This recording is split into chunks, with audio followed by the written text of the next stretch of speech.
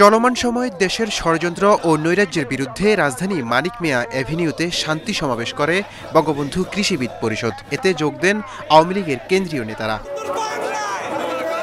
এ সময় আওয়ামী লীগের যুগ্ম সাধারণ সম্পাদক আফম বাহাউদ্দিন নাসিম বলেন, স্বাধীনতার মর্যাদার বিরুদ্ধে যারা আঘাত হানেছে তাদের বিরুদ্ধে রুখে দাঁড়াতে হবে।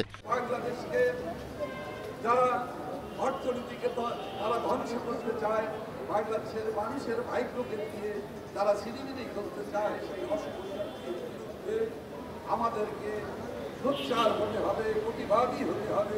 আর আওয়ামী লীগের প্রেসিডিয়াম সদস্য ডক্টর আব্দুর রাজ্জাক বলেন, ছাত্র সমাজকে বিভ্রান্ত করে কোটা সংস্কার আন্দোলনকে যারা এক দফাতে রূপান্তর করেছে তারা বিএনপি জামাত। আন্দোলনের নামে এক দফা দেওয়া হয়েছে, অশান্তি সৃষ্টি করা হচ্ছে, নাশকতা করা হয়েছে, ধ্বংসলীলা করা হয়েছে, তাণ্ডব করা হয়েছে এবং আগামী দিনে করার পরিকল্পনা করা হচ্ছে। প্রতিদিন হুমকি আসছে।